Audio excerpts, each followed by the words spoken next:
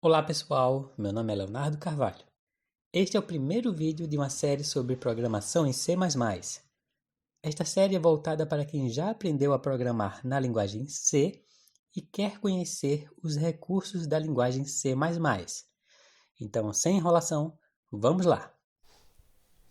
Então temos aqui esse código bem simples em C. A única coisa que ele está fazendo é pegando um array ou um vetor de inteiros, chamado V, e a gente está percorrendo os elementos desse vetor e mandando imprimir cada um deles. Nada demais, um código super comum aqui em C. Mas vamos dar uma incrementada nele. Vamos usar alguns recursos do C++ para deixar ele mais interessante. Então, a primeira coisa que eu vou mudar aqui é utilizar o chamado Range Based For. Ao invés de usar esse for tradicional de i igual a 0, i menor do que 10, i mais, basta escrever para cada x, dois pontos, em v, e aí o valor de x vai ser definido automaticamente como sendo os valores que estão no vetor v. Então aqui eu posso trocar vi para x. E aí o programa funciona perfeitamente. A próxima coisa que a gente vai fazer é imaginar agora o que aconteceria se eu quisesse adicionar mais elementos no meu vetor. Então imagina que o usuário vai informar valores e eu quero colocar esses valores dentro do meu vetor x. Então o que é que eu poderia fazer? Imagina aqui que eu vou criar uma variável x e vou fazer um scanf lendo um valor inteiro, que é o x, e aí enquanto o scanf funcionar, enquanto eu conseguir ler um valor inteiro, eu quero adicionar esse valor inteiro x no meu vetor v.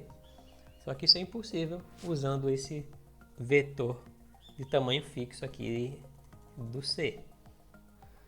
Para conseguir fazer isso, eu precisaria usar a alocação dinâmica para os valores do vetor v. Então, sempre eu precisaria manualmente realocar e transferir valores da memória. E no final tem que lembrar de liberar a memória com free. Então dá um trabalhão só por uma tarefinha besta que é adicionar valores ao vetor. Mas em C++ a gente consegue fazer isso de uma maneira bem mais fácil. Ao invés de usar um vetor simples, como esse aqui, nós podemos utilizar uma estrutura do C++ chamada vector. Então é só incluir o cabeçalho do vector. E aí, ao invés de declarar um vetor v com 10 elementos fixos, a gente muda o tipo dele para ser um std vector de int. Só isso. Não precisa dizer que é 10, porque a quantidade de elementos em um vetor é variável e ela vai ser inicializada com os valores que eu defini aqui. E agora, como é que fica a nossa tarefa de adicionar valores no vetor? É muito simples. A cada valor x que eu li, basta escrever v.pushback x. Então o valor de x vai ser adicionado ao meu vetor v. Pronto, já resolvi o problema. Não precisei fazer alocação, realocação, liberação de memória. Tudo isso está sendo gerenciado por essa estruturinha vector. Então aqui eu vou fazer um exemplo. Eu vou digitar alguns valores aqui. Vou terminar aqui com uma letra só para o scanf falhar. E aí pronto. Você consegue enxergar todos os valores que estavam antes, mais os valores que o usuário digitou. E que outras operações podemos fazer com o vector? Vamos partir desse código simples. O tamanho do vector, ou seja, o número de elementos atualmente inseridos, pode ser obtido com v.size. Vou mandar imprimir uma mensagem com esse valor.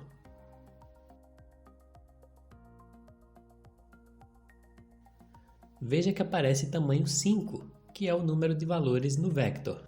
Podemos acessar e modificar cada elemento do vector através de índices, como no vetor convencional. Vou fazer v0 igual a 10 e v1 igual a 20.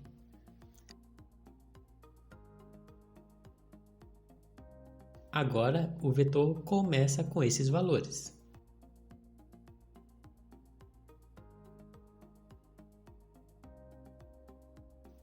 Para remover o último elemento, fazemos v.popback. Agora o tamanho é 4. Mas se quisermos remover todos os elementos, podemos fazer v.clear. Agora o tamanho é 0 e não aparece nenhum valor, pois o vetor está vazio.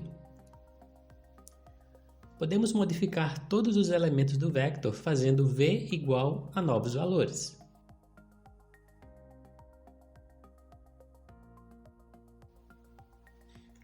Agora o vetor tem esses 4 valores.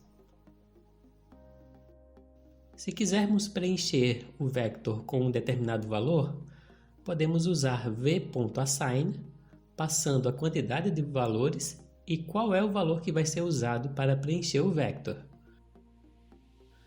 Veja que o vector agora tem 100 elementos iguais a 42.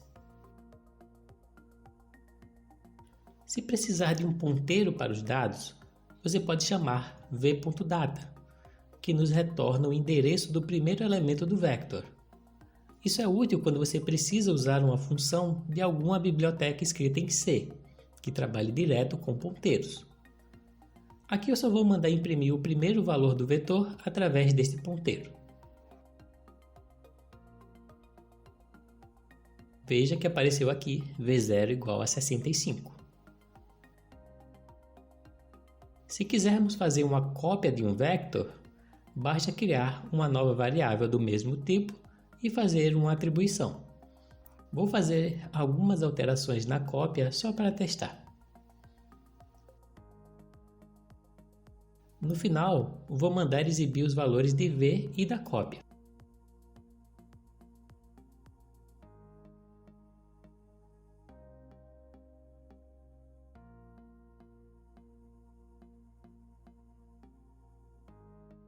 Observe que os valores de v continuam os mesmos, enquanto a cópia foi modificada. Existem algumas outras operações, mas essas já são suficientes em muitas situações. Nos próximos vídeos vamos descobrir outros recursos do C++ que facilitam muito a vida do programador. Até a próxima!